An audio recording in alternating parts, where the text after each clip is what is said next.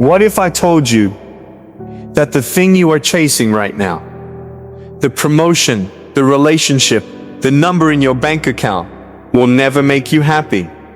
Not because you don't deserve it, not because you haven't worked hard enough, but because happiness was never hiding at the finish line. It was hiding in plain sight, in the life you already have, in the breath you just took without even noticing it. Somewhere along the way, in the noise of 2026, in the scroll of 1,000 highlight reels, we forgot how to see what's already ours. We got so busy reaching for tomorrow that we let today slip through our fingers like sand, and we didn't even feel it leave. So here's the truth, and I need you to sit with this for a second. The people who seem the most at peace, the ones who walk into a room and just radiate something you can't quite name, they are not the ones who have the most. They are the ones who stop keeping their scores. They are the ones who learn somewhere in their pain, in their loss, in their 3 a.m. moments of staring at the ceiling, that gratitude isn't a soft skill, it's a survival skill. And by the end of this, you're going to understand exactly why 2026 is the year everything changes for you. Not because the world gets easier, but because you do. Let's be honest with each other for a moment, because that's the only way this works. You have been taught, maybe without even realizing it, that satisfaction is something you earn later. Later when the goal is hit.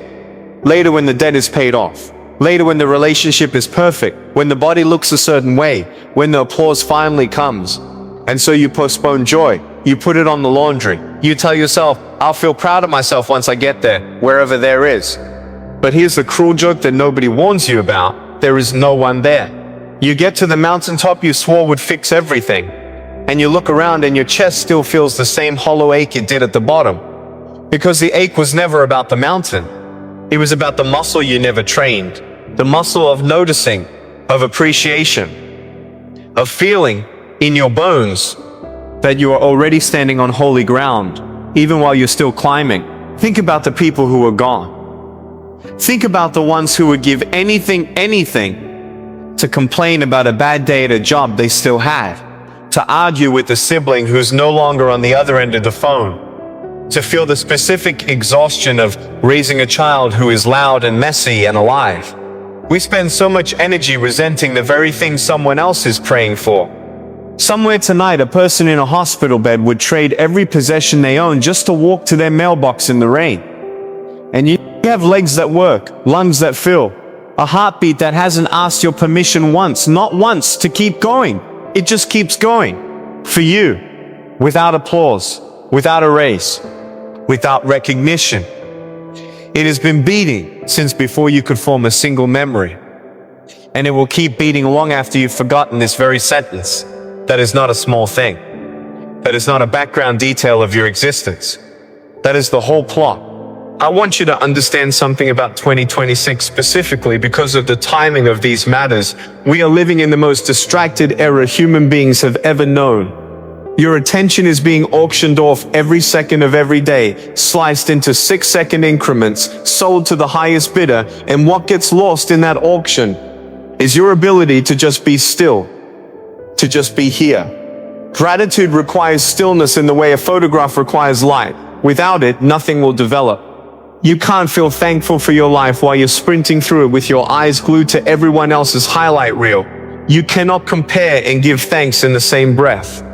It's biologically, spiritually, and emotionally impossible. Comparison is a thief that doesn't even wear a mask anymore.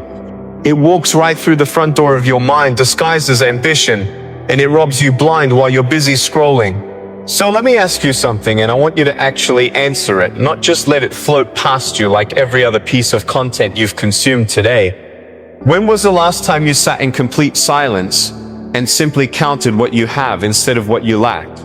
Not the performative kind of gratitude, the kind you post about with a filtered photo and a caption that says blessed. I'm talking about the kind that happens in the dark, when no one's watching, and when there's no algorithm to reward you for it. The kind where you close your eyes and you actually feel the weight of how much has gone right in your life, even inside all the things that have gone wrong. Because both are true at once. Your life can be hard and blessed in the very same sentence. Those two truths are not enemies. They've been holding hands this whole time, and we just never stop to notice. Here's what nobody tells you about pain. about loss, about the year that broke you open. It was never trying to destroy you, it was trying to wake you up. Every person who has ever gone through something devastating and come out the other side with their humanity intact will tell you the same secret, whether they use these exact words or not. The breaking is what taught them to see. Before the diagnosis, before the divorce, before the funeral, before the failure that humiliated them in front of everyone they respected, life was just wallpaper, background noise. But after, a sunset isn't just a sunset anymore. A phone call from your mother isn't just routine anymore. Waking up isn't guaranteed anymore, and suddenly waking up becomes a whole miracle. This is the strange, brutal, beautiful math of being human. Sometimes we have to lose the illusion of forever before we can fall in love with the fragile, flickering thing called now. And I know what some of you are thinking right now. You're thinking that that's easy for you to say. You don't know what I've been through. You don't know what this year has taken from me. And you're right. I don't know your story specifically, but I know this. Gratitude was never meant to erase your pain. It was never meant to pretend the wound wasn't real. That's not what this is.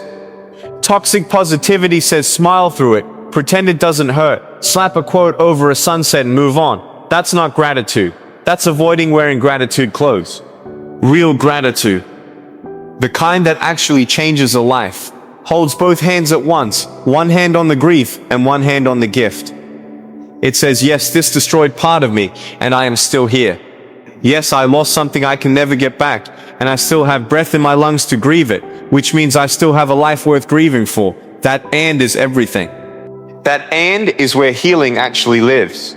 Let me take you somewhere for a second. Imagine an old man sitting on a porch decades from now, looking back at exactly this moment, this year, this version of you, reading or listening to these very words.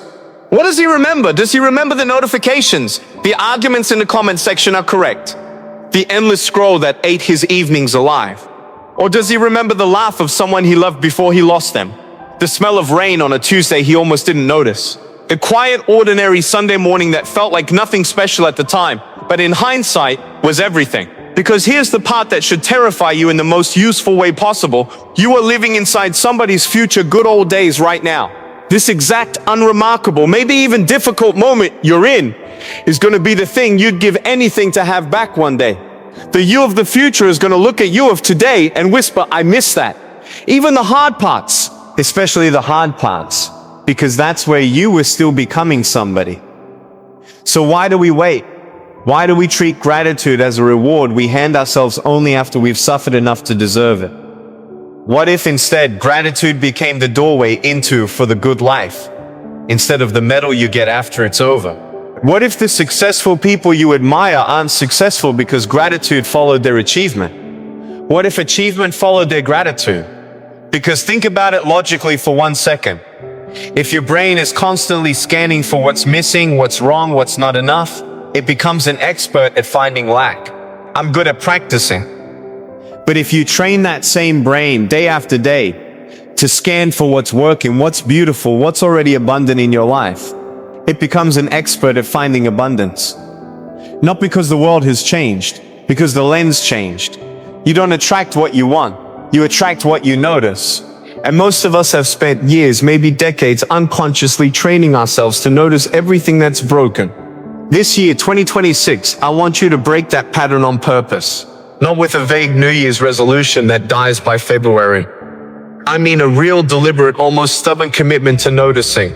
Because gratitude isn't a feeling that happens to you. Let me say that again, slower, because it matters. Gratitude is not a feeling that happens to you. It is a discipline you practice.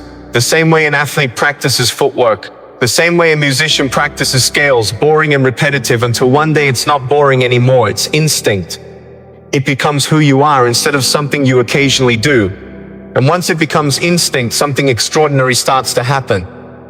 The same circumstances that used to crush you start to look different. Not because the circumstances have changed, because you did.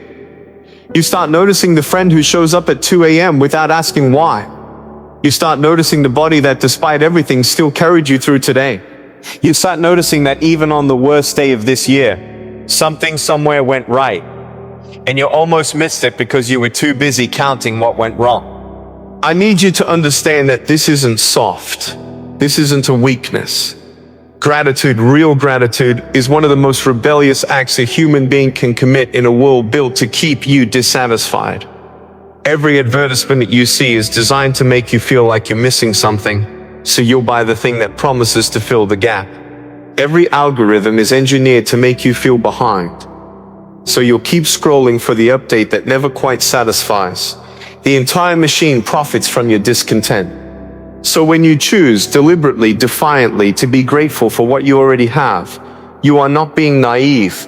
You are staging a quiet revolution against the system that needs you to feel empty. You are taking your power back. That is not soft.